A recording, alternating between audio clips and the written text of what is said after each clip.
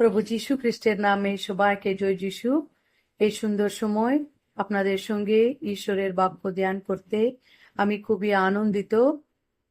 আমরা কতজন জানি যে ঈশ্বর আমাদের বিষয়ে সংকল্প করেন, তাহার সংকল্প কি বলে আমরা জানতে হবে।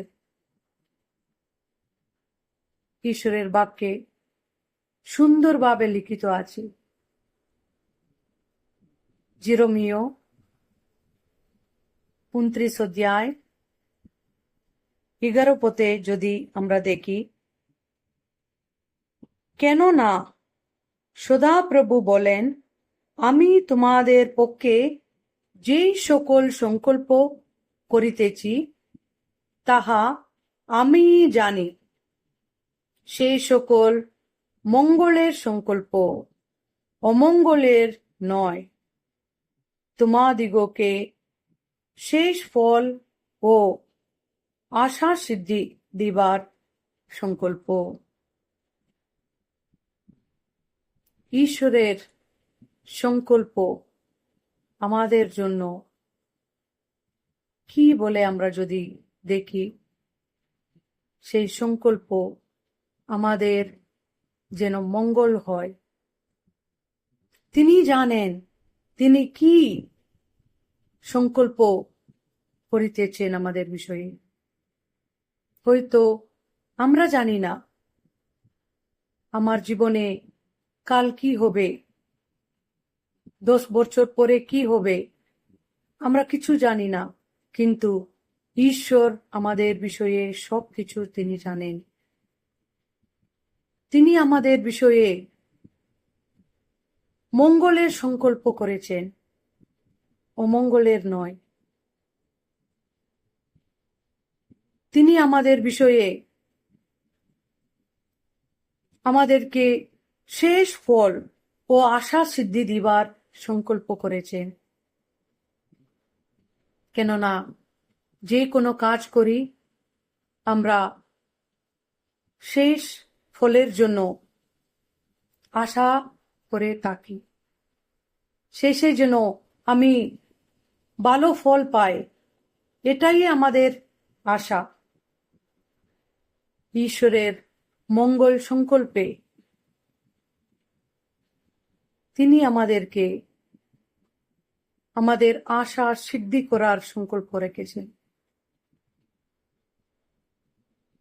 এই জগতে যদি আমরা দেখি, অনেক কম লোক আমাদের বিষয়ে ভালো সংকল্প করার লোক, অনেক কম জন এক অপরের বিষয়ে ভালো সংকল্প করে মঙ্গল ভাবে। কিন্তু আমাদের ঈশ্বর, আমাদের সৃষ্টিকর্তা আমাদের বিষয়ে তিনি মঙ্গলের সংকল্প রেখেছেন।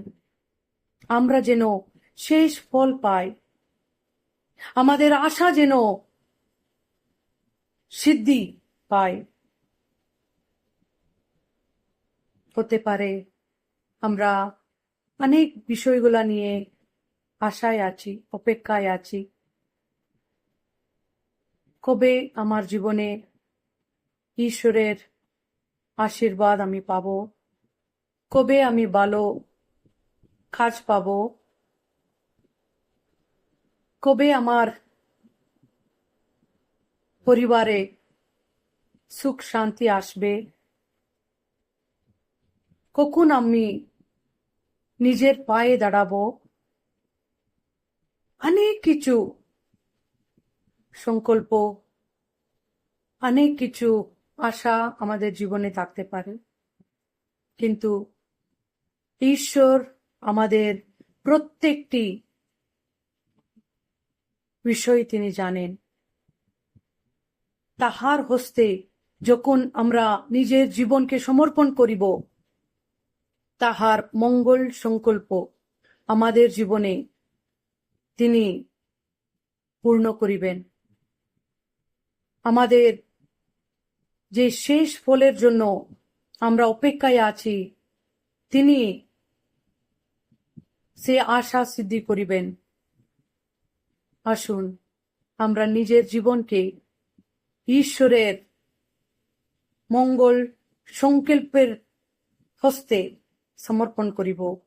তিনি আমাদেরকে সুন্দরভাবে পরিচালনা করিবেন, তাহার ইচ্ছা অনুসারে পরিচালনা করিবেন। ঈশ্বর আমাদেরকে আশীর্বাদ করুক, এই বাক্যকে আশীর্বাদ করুক। আমেন।